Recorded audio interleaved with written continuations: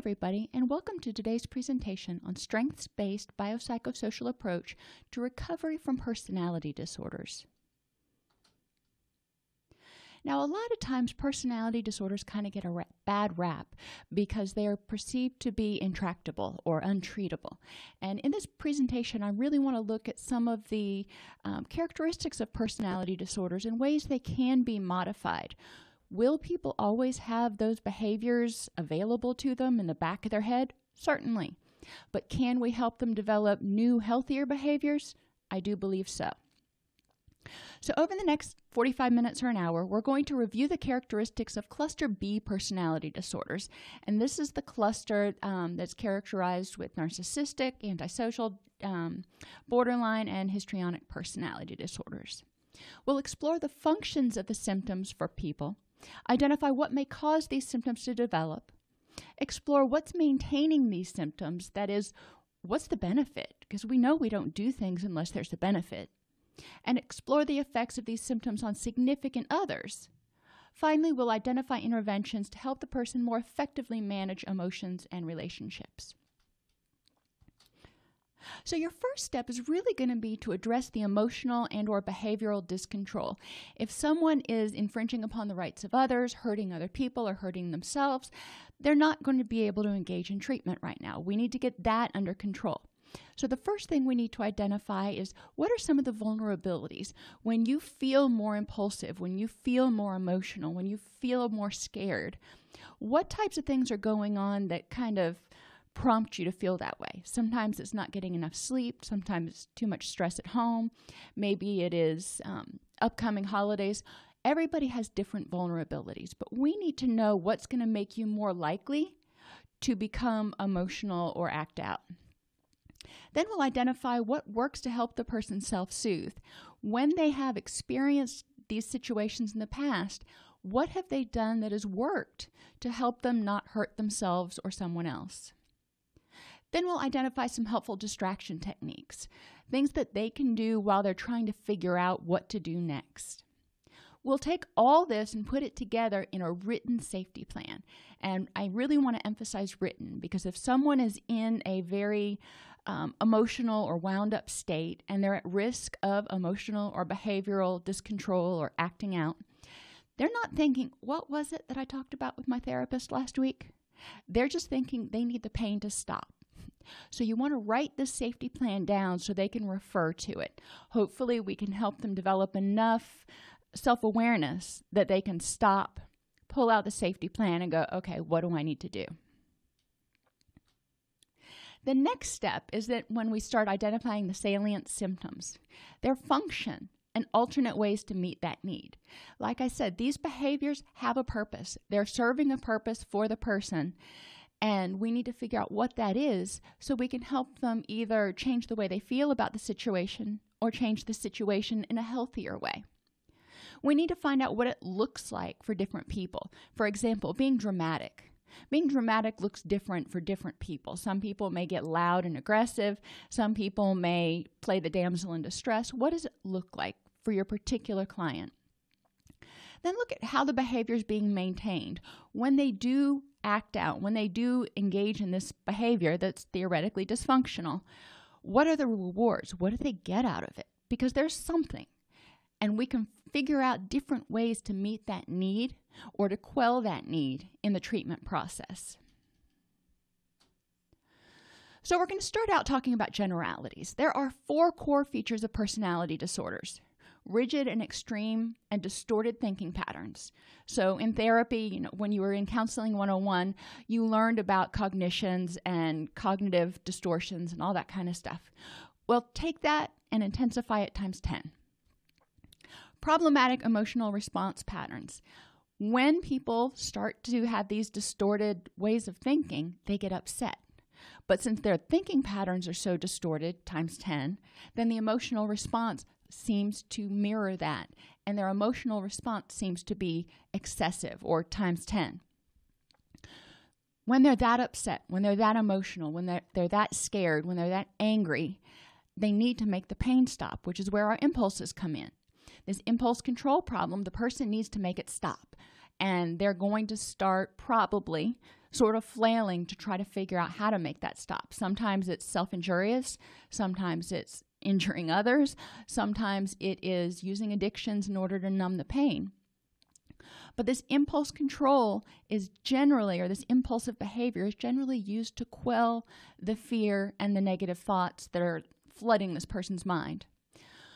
When you behave that way, when everything is extreme, when everything you think is times 10, when your reactions are times 10, it can make it more difficult for people to be in relationships with you. When they see something happening and it's a 1 on their scale and you're acting like it's a 10, they can get very confused. So we understand that all of these kind of interrelate, and it's a matter of figuring out where the person is motivated to start pulling the strings. Cluster B, which is what we're going to talk about today, is considered the dramatic, emotional, and erratic cluster. People in this cluster tend to have a whole lot more difficulty managing their emotions, managing their thought patterns, and they act out in a way to try to make the behavior stop, whether that's controlling you or controlling themselves. So borderline, we're going to go through each of these and kind of talk about them a little bit. If somebody has borderline personality disorder traits, and I emphasize traits because a lot of us, just about everybody, has some personality traits that may fit here. Now, we got to remember that when we're diagnosing a personality disorder, this is a pervasive method of interacting with people that goes over time and in multiple situations and causes clinically significant distress or impairment in functioning. Okay, so that being said, even if your patient does not meet the criteria for a borderline diagnosis, a lot of these traits we're going to talk about are common among people. So if it's bothering them, if it's causing them a problem, let's work on it instead of saying, well, it doesn't meet the criteria for a disorder, so, you'll be fine. No, let's help them work on it before it becomes a problem. So borderline. Despairer is one of the acronyms that can be used to help remember some of the characteristics for borderline personality disorder.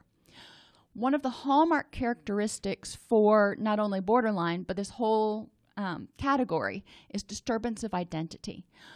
People with borderline personality disorder don't have a sense of self at all. They don't know who they are. They exist exclusively based on what they are to other people. So they are a spouse, they are a daughter, they are an employee, they are something else. So when that threatens to go away, they don't have anything to replace it with. They can't say, well, I'm a good person. They're like, well, if I'm not a mother anymore, what am I? If my children move out and they don't need me anymore, then my life is kind of over. And we want to help them address those cognitive distortions. So this disturbance of identity, lack of not only a self-esteem, but lack of self-concept. They don't know who they are. What does it look like? A lot of times people with low self-concept or no self-concept will tend to define themselves based on their roles, based on what they do for other people, and based on what they think you want them to be. They're chameleons. A lot of times this develops because they grew up in households where it wasn't safe to have their own opinions. It wasn't safe to develop a personal identity. It was controlled by the addict, the borderline, the person with depression. Whatever was going on in that household, the child was not able to develop a sense of self safely. They had to be whatever they were expected to be by other people. What's maintaining it now? Well, if they haven't ever learned who they are or developed a sense of who they are, then, they've got to know that they're missing it before they can start to develop it. Remember that personality disorders are egosyntonic. That means the person doesn't realize it's not normal, if you want to use that word, to feel this way. One of the things we can help people identify as they go through treatment is kind of what is underlying their emotional reactions. Disturbance of identity will come up a lot with your cluster B characteristics. Emotionally, all over the place. People who are empty inside, who don't know who they are, it's scary. It is terrifying to think that they may lose part of themselves.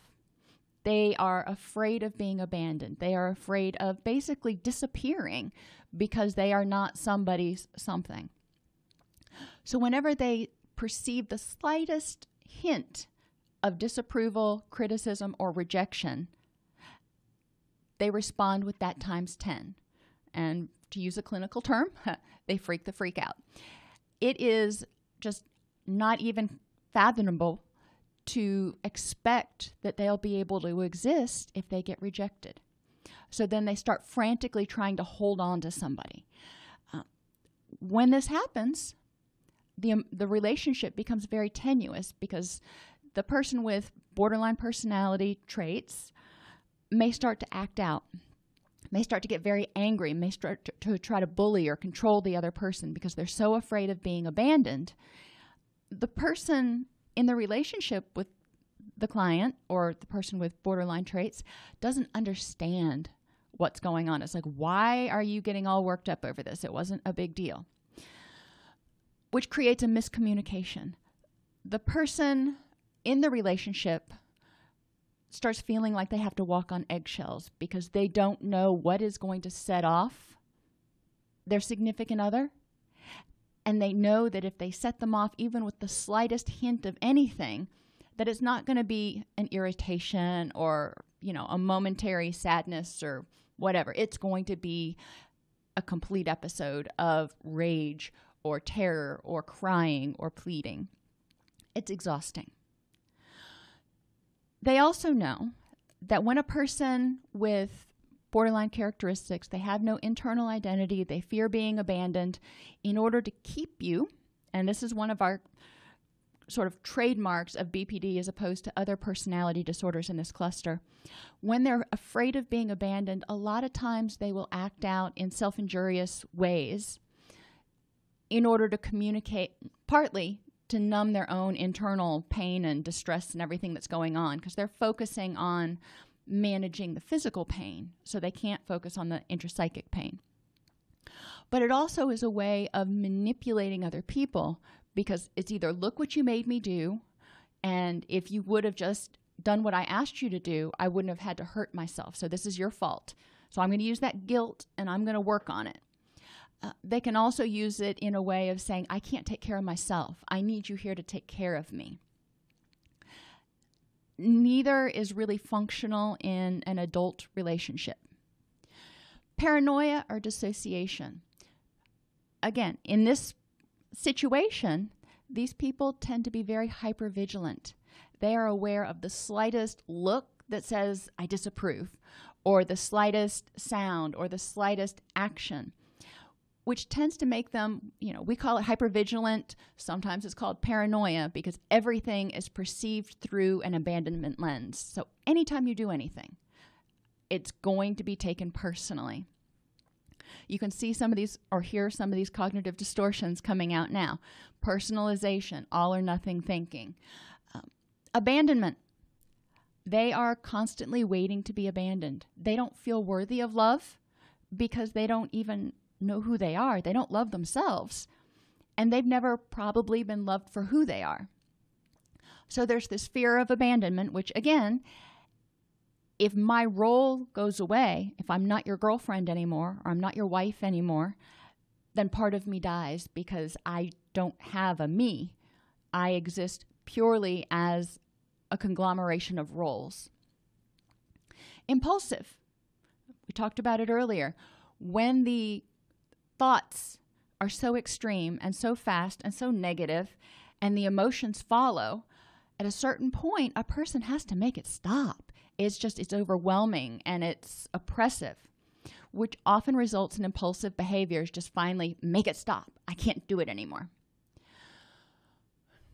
Relationships are going to be unstable. Even if somebody understands what's going on, it's very difficult to be in a relationship with somebody with borderline traits because they are so all over the place cognitively and emotionally, and there's always this worry that they're going to hurt themselves.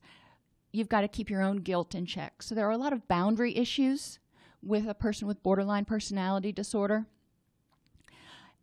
and a lot of guilt. So people in relationships with people who have borderline personality tend to be the type that want to rescue if they stay in this relationship. So then we need to look at some of those boundary issues and what need the borderline's behaviors are filling for the significant other. Feelings of emptiness. Well, if you don't know who you are, if you've never been loved for who you are, only appreciated for what you do, I can see where you might feel empty inside. You might not have a feeling of satisfaction because you're always afraid you're not going to be good enough, and you're always afraid that you're going to be abandoned, which can lead to inappropriate rage. Remember I said times 10? When most of us face a threat to our self-esteem, to our person, to whatever, the body sends out a fight or flight reaction. And we either hit the fear, which says you need to get out of there, or the fight, which says you need to conquer this. You can do it. It's not worry and irritation for the person with borderline. It is always just overwhelming anxiety or rage. Again, this is exhausting, not only for the people that are in relationships, the significant others of the person with borderline personality, but for the person with borderline personality. Imagine being in your own head where there's this constant fear, this constant battle, this constant not feeling good enough, and frequent bouts of rage at others for potentially abandoning you, because that's terrifying, and at yourself for not being good enough. If you can put yourself in their head, you can kind of understand where these behaviors might come from. Now, the key is figuring out what to do with them. The first step, and we're going to talk about this towards the end of the presentation, is to help the person develop a stable sense of self. Who are they? Apart from their roles, who are they? Distress tolerance and coping skills, and develop a support system that understands how they react and can help them navigate through the initial phase of distress. People with histrionic personality disorder, HPD, the mnemonic that you can use to remember this is praise. Provocative or seductive behavior. Instead of the self-injurious acting out behavior that you see in borderline personality, in histrionic personality, you see someone who is going to be overly sexual, overtly sexual. One example you might think of is Jessica Rabbit from who framed Roger Rabbit. She was overly sexual, and she controlled people using her sexuality. Relationships with the person with histrionic personality are considered more intimate than they actually are. This person will meet you and within 30 minutes be telling you their deepest, darkest secrets, and you're going to be bestest friends forever and ever. Normal relationships don't develop that quickly. If you meet somebody who has this complete absence of boundaries and just automatically clings on to you, it's a pretty good guess that there are some histrionic traits there. The person with histrionic personality disorder also doesn't have a good sense of self. They have been approved of or learned to manipulate people, or whatever you want to say, through sexual and seductive behavior. They don't know who they are, so they look to others for external reinforcement to tell them that they're okay. They want to be your best friend. They need to be your best friend because they need to be validated, which leads to the attention seeking. They need to be constantly reminded or reinforced that they are your best friend, your bestest friend, and you're not going anywhere. They need to be the center of attention. And this can be very dramatic. This can be very kind of over the top sometimes, because they need to be the center of attention. And it can be negative or positive. They can start a shouting match in the middle of the mall, or they can be being extremely seductive at a party. Whatever is going to get them the most attention at the time. They're influenced easily by others or circumstances. Just like the BPD and others in this cluster, the person with HPD needs to be validated externally because they don't know who they are. They don't know what they're good at. They don't know what, they don't have a good sense of self, and they don't have a good self-esteem. So they are going to jump on the popularity bandwagon. Whatever happens to be the most popular, they're going to do, which means other people may have difficulty trusting them. If circumstances change, this person's whims may change with the circumstances. You never know what this person's going to do from moment to moment. It's always very dramatic, and it's always very grandiose. They use a speech style to impress that lacks detail. And one of the best examples I can give of this is if you've ever listened to a politician on the campaign trail. They will make these just glorious, grandiose campaign promises, but they never tell you how they're going to do it. I'm going to reduce taxes. Well, score, that's what we want. How are you going to do it? We'll get to that later. People with histrionic personality disorder do the same thing. They will tell you that they are going to start a company, that they are going to do something huge and impressive, but they won't have all the details worked out. Again, you have some emotional lability, shallowness. Their emotions switch depending on what is going to give them the most attention. They can be sad, they can be angry, they can be fearful. Their emotions are generally not genuine. They are a production. They are a facade that this person is putting on. Not because they are intentionally trying to. They're going, oh, what's going to get me the most attention? But because this has been reinforced in their life. They have learned to use emotional displays and dramatic displays in order to divert attention from something that's bad, or to get attention and be reinforced, be taken care of, be coddled by the people that they care about. Now we're going to switch gears a little bit because antisocial and narcissistic are different in many, many ways than borderline and histrionic. Borderline and histrionic have no stable sense of self, and they're desperate for external validation. Antisocial and narcissistic don't have exactly those same traits. People with antisocial personality disorder have difficulty conforming to the law. They have difficulty respecting others' needs, wants, preferences. They will steal from you just as soon as they will look at you. They are determined to satisfy their own needs because they want to. Complete lack of empathy. Obligations are often ignored unless it suits them. There's a reckless disregard for the safety of themselves or others. Again, they're going to do what they want to do because it suits them at the time, and they don't think about how it may impact other people. They only think about satisfying their own wants, needs, and desires immediately. They have an inability to feel remorse or empathy for other people. They don't feel bad about what they do. If they get caught and they seem to feel bad, it's probably that they feel bad that they got caught, not because they hurt somebody else. They tend to be deceitful, lying, and manipulative because that's how they get what they want from other people. They don't plan with sufficient time. They don't say, okay, I want to buy a car, so I'm going to need to save up money, so let me develop a plan. They say, I want a car, I'm going to go steal one. Or I want a car, you will let me borrow yours. If not, I will just take it from you. Their temper tends to be irritable and aggressive. This is a person who has no regard for your feelings. The only thing that keeps them in check is getting their own wants, needs, and desires met immediately. And if that doesn't happen, they throw a temper tantrum.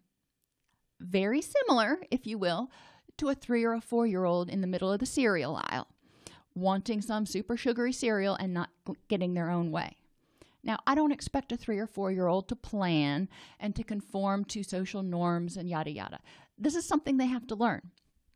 A 34-year-old, on the other hand, should know better. What are the benefits to this? Well, I think I've said them repeatedly. This person gets their needs met all the time, and they don't care whether other people like them or not, which is another key difference between histrionic, borderline, and antisocial. They are all about being their own best friend and making themselves happy. Now, a lot of times they also have an unstable self-concept, which is why they've put up these walls and said, I don't need anybody. I can make my own self happy. Thank you very much. Everybody I've ever trusted has let me down. Everybody I've ever cared about has betrayed me. So, screw y'all. I'm going to do what I'm going to do for me because everybody else has always done that to me. That all or nothing thinking again. And finally, people with narcissistic personality disorder think that they're special. And the mnemonic special represents the characteristics of NPD. They believe that they are unique. And this, research has shown lately, is not a way of covering up a lack of self-esteem. They truly believe that they are all that, a bag of chips and a soda to boot.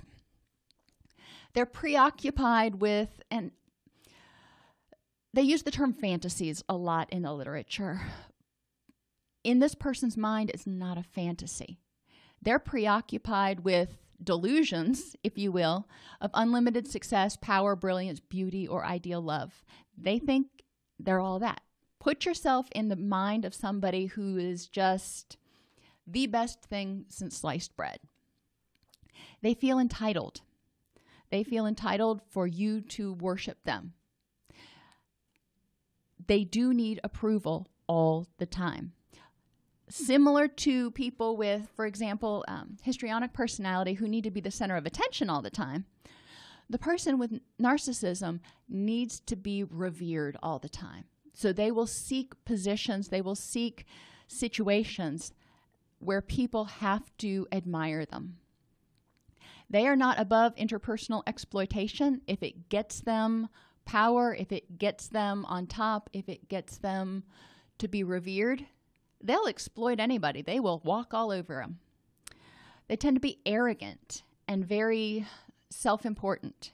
If you've had someone with narcissism as a friend or as a client, you'll recognize some of these because a lot of times you leave an interaction with them feeling bad about yourself or wondering why you aren't as successful. The person with narcissism really carries a cloud with them that they are the preeminent being, and they lack empathy. They don't really care how it makes you feel. What's most important is how you make them feel and how you make them look. A lot of people with narcissistic personality disorder grew up in a family that communicated these messages. As a child, they got the message, it's not about how you feel, it's how you make us as the parents look. So you will suck it up and you will do what I tell you to, and you will be the best at it, or you will not be loved. There are some varying theories about how narcissistic personality disorder develops, and there's a really good book called Disarming the Narcissist, New Harbinger Publications, that goes into great detail, and it's really well written if you want to take a look at that. Suffice it to say, the person with narcissism is not going to come into therapy and say, I'm having a real hard time getting along with other people, and I want to address some of my character defects. They don't think they have any. So this is a particularly challenging client to work with. Most of the time, the person with narcissistic traits or narcissistic personality disorder only comes to counseling, only comes to therapy because somebody has made them. They have given them an ultimatum. You will go to counseling, or I am going to divorce you and take the kids. Or you will go to counseling, or I'm going to fire you. So the person comes to counseling under duress, and they will present in the office like there's nothing wrong with them, they are perfect, and any hint of criticism or questioning that the therapist does will be met with anger and condescension. Just be prepared for it, because that's how they protect themselves. Because remember, if they are not revered, then they are nothing. And it's very confusing to them if you don't jump into their delusion. So what do we do about it? Well, let's start with the rigid, extreme, and distorted thinking patterns. Whether it's all or nothing thinking that they have to be the best at everything all the time, or that you have to love them all the time, or if you go away, I'm going to die. These extreme thought patterns tend to create a lot of emotional turmoil. So we need to start addressing those. Cognitive processing therapy, the challenging questions worksheet, I love because it gives the person multiple different avenues to challenge some of these beliefs that are keeping them upset. Examine common cognitive distortions with them. All or nothing thinking. If they start talking about something that made them mad, made them scared, or you just wouldn't believe what happened, keep an eye out for all or nothing thinking, because generally it's extreme. Everybody always leaves. Nobody can be trusted. In this case, Counseling 101, we're going to start looking for exceptions. The mental filter is viewing the world through sort of colored glasses, and it's usually not rose-colored that we're worried about. If they perceive the world to be a scary place, then everything they see is going to reinforce that. Think about one time when you got up and you were getting ready for work and you were just in a bad mood. As you're driving to work, are you noticing the bunny that hops across the road and the fact that it was a beautiful sunrise? Or are you noticing the fact that you had to slam on brakes for that stupid rabbit and the sun's in your eyes? Mental filters. Overgeneralization. Partly all or none thinking, but taking one instance, maybe a bad relationship, and saying, all men are untrustworthy, or all women are untrustworthy, or this will always happen. Discounting the positive, forgetting to focus on the things about themselves and others that are good. If my clients start talking about somebody and something that was really, really negative, I say, okay, and we talk about it and I hear their point of view, but then I also ask them to find a couple of positive things to say about it. When I go home and the house looks like a tornado hit it, it's frustrating to me. However, the positive, that means that my kids were having a good time, and that also means that my kids are there and having a good time, and I love my children, immensely. So yeah, is it irritating to go home and find the house looking like a tornado hit it? But there are positive things that I can focus on too. So it's choosing which you focus on. Jumping to conclusions. Assuming that just because somebody didn't call you when they were supposed to, that they're leaving. They hate you. No, it could be that they were stuck in traffic, or their phone died, or there are a bazillion different explanations for things. When I hear this type of cognitive distortion, I will stop my client and I will say, okay, that's definitely possible. Give me the facts to support it. And then I want you to tell me 2 other possible reasons this may have happened, or this person may have acted this way. Let's see if we can look at some different perspectives. Once you bring in that idea of reasonable doubt, it starts to make the person think a little bit more and helps them de-escalate some, because it's not, of course, this must be the answer. It's like, okay, what are some possible reasons this might have happened? Now, true, they may come back to the worst possible answer, but at least they're thinking about other options. And eventually, hopefully, you can encourage them to start thinking, for their own sanity and their own health and wellness, what is the least offensive explanation for this? Well, being careful. Obviously, we don't want them to be taken advantage of. And then emotional reasoning. If I'm afraid of something, then it must be dangerous. I'm terrified of bridges. I hate driving over bridges. And there's absolutely no logic to that at all. And I realize this. So if I thought, because I'm afraid to drive over bridges, it must be dangerous to drive over bridges, that's emotional reasoning. And I can counter that by looking at facts and statistics and saying, it's really not dangerous. Am I afraid? Yes. So let's look at the reasons why. And, there are reasons why I was. But bringing that to the forefront of somebody's mind to help them identify irrational conclusions. Then we want to help them examine prior experiences which may be influencing perceptions of current events so we can help clients challenge their schemas. That's a really long way of saying if something happened 10 years ago with some other person and they're expecting every other person today to behave that way, is that realistic?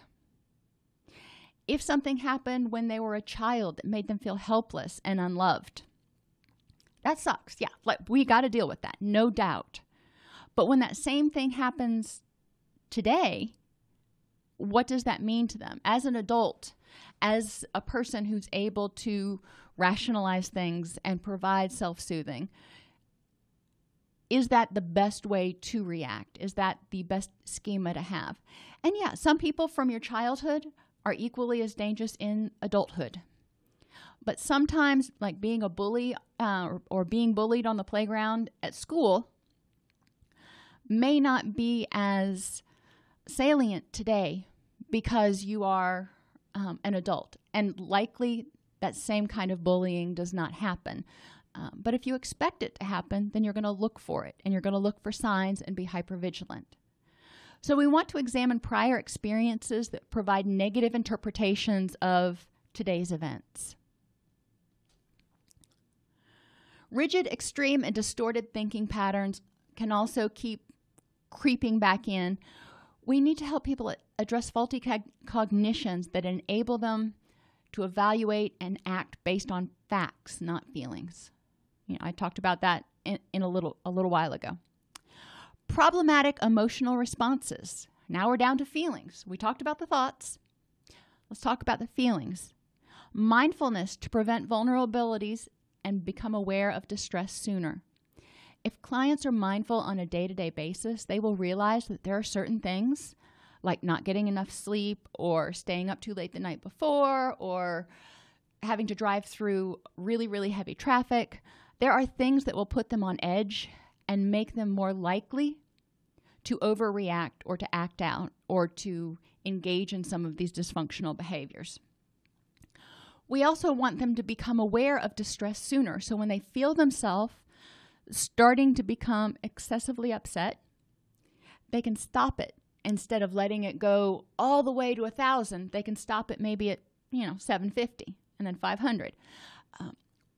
We want people to be aware of themselves. What are their physical symptoms that they're starting to get stressed? What's going on in their mind when they're starting to get stressed? And then how do they deal with that distress? Which brings us to distress tolerance skills. We can't keep people from getting distressed. It happens. So my question is, when you get distressed, how can you ride through it so you're not making decisions just based on wanting to make the distress go away? You're making rational decisions that get you closer to where you want to be. For most people, anywhere from 1.5 minutes to 10 minutes is the time it takes for them to kind of de-escalate enough where the adrenaline's not just pumping all the way through and they can start to cognitively evaluate what's going on. Depending on your client, some clients may want to start working on dealing with their emotional responses because they feel like they're always angry or they're always upset. Some clients may want to start dealing with their cognitions first. That is up to your client, but you know what? If they're able to calm down their emotions, if they're able to get control of their feelings, then they're going to be better able to address the cognitive distortions. If they address the cognitive distortions first, then they're probably not going to get so worked up. So it doesn't matter where you start. Start where the client is willing to start. Impulse control problems. If they're not in distress, they're much less likely to be impulsive. So we want to identify and address triggers that may contribute to someone being impulsive, having access to whatever it is. And this is true with substances or addictive behaviors. But what triggers your impulsive behavior? Have them define what their impulsive behaviors are. It can be screaming. It can be throwing things. It can be substances of abuse. It can be going out on a run. It can be just getting in the car and driving. What are your impulsive behaviors, and how can you address them?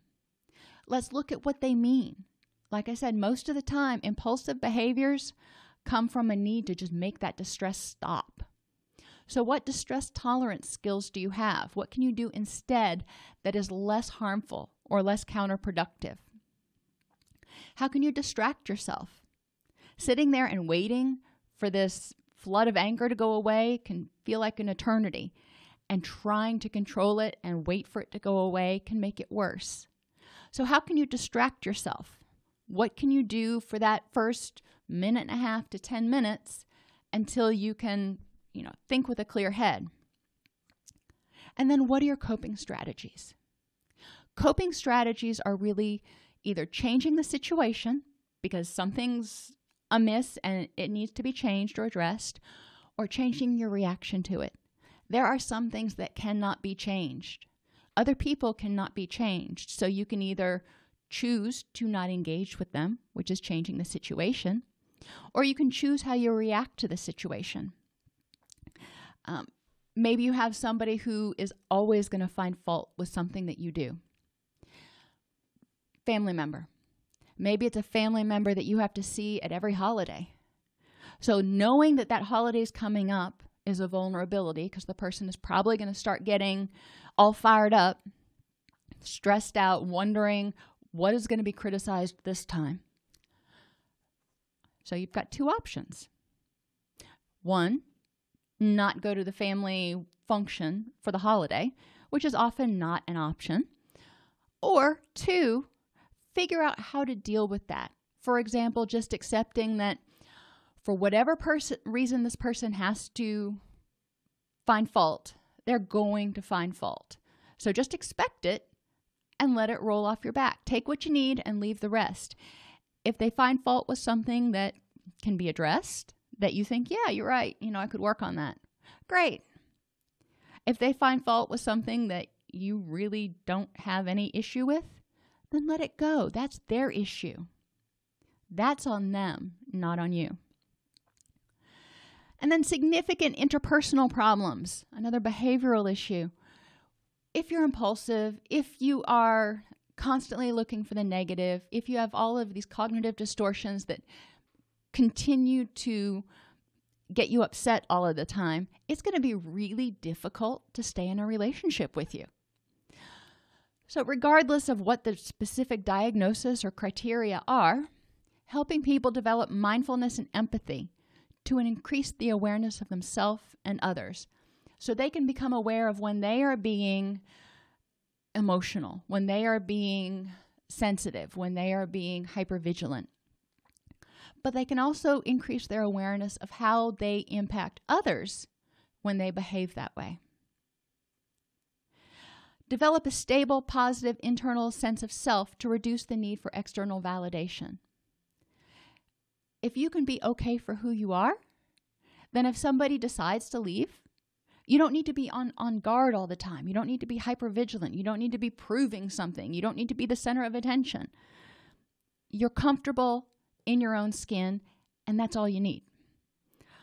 For a lot of clients, when I say that, they look at me like I've got three heads, because that's just not something that they can even conceptualize at the beginning. And that's okay. I want to know 3 months from now, what are you hoping is going to be different? Along with addressing these interpersonal issues and helping people develop mindfulness, we want to help them develop interpersonal skills. We know that personality disorders develop really early in life, and they're not diagnosed until someone reaches adulthood. But since they develop early, that means they probably were not able to develop healthy communication skills and healthy boundaries. They weren't able to develop the ability to see another person's reaction and look for possibilities. They weren't able to develop the ability to not see everything as their fault. They didn't develop the ability to say, I am sorry you're upset, but that's not my fault. I'll be here to support you, but I am not going to feel bad because you're upset. So developing those emotional boundaries and allowing others to have feelings that are divergent from yours are going to be key features in helping people develop a healthier way of interacting. So general tips: personality disordered behaviors are egocentric. I said that before, I'll say it again. Most of the time, people will present in treatment for something that is not a personality disorder. It's the result of these behaviors. They lost a relationship, they lost their job, they lost their house, whatever the case may be. I have never had somebody come into my office and go, I'm borderline, help me figure that out. I have had people's significant others bring them in and say, she's borderline, fix her. And my response is usually, can't do that. She can fix herself. But first we need to figure out what's going on before we even start putting labels on it. And then it's going to be up to her to be able to figure out how to meet her needs. As therapists, we can help people work backwards and identify what caused whatever the presenting issue is. So if the person comes because they just ended a long-term relationship and they are clinically depressed, what happened that made the relationship end? Have you experienced this before? Have you had other relationships end for similar reasons? Let's look at some of these common themes about why these relationships end. A lot of times you will hear from the reports some of these personality disordered behaviors, and you can start identifying them. I am not going to tell somebody, well, sounds like you overreact all the time. We're going to look at what happened, and I'm going to let the client draw their own conclusion about what's going on with them for themselves, because they're in their own head. They know what's an appropriate reaction and what's an overreaction. We'll do some cognitive distortion and cognitive disputing to help them figure out if they are using some of those cognitive errors in order to help them live a happier life. So if we can figure out some common themes that generally present in every relationship, that's what we can focus on in treatment.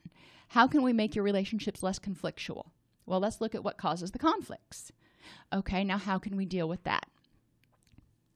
A person with personality disordered traits will likely demonstrate these same traits and behaviors in session. So we need, as therapists, to compassionately identify and address these relationships.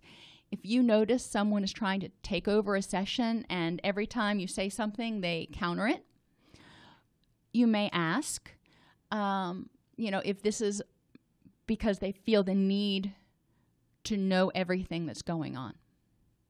You may ask what the benefit is or what they're needing from you at this point in time. It's going to depend on your client exactly how you address it, but not addressing it just reinforces it. So it's important to know how to deal with your particular clients in a manner that is compassionate, but firmly setting boundaries. Cluster B disorders are characterized by a lack of a sense of self, difficulty forming authentic relationships, and high levels of anxiety and emotionality, mainly because of a lack of sense of self and difficulty forming relationships. So they don't have social support. They don't feel good about themselves. They don't even know who they are. So they're constantly worried about basically disappearing. One of the first goals of treatment is to identify what the behaviors are that are causing their distress, identify that function, and help them start figuring out ways to deal with it. Most personality disordered behavior is egocentric.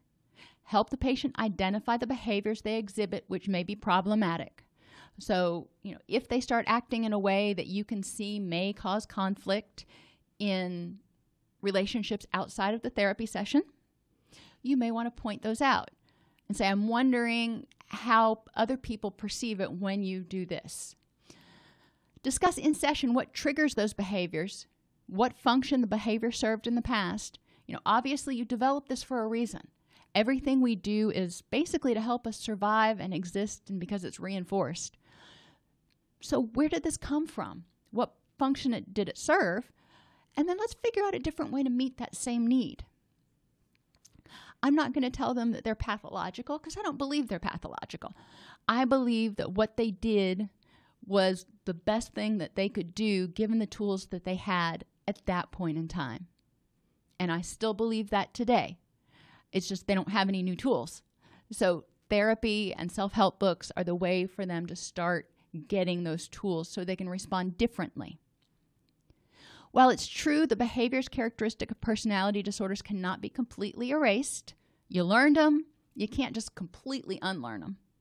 They can be sort of boxed up and stored in the mental archives.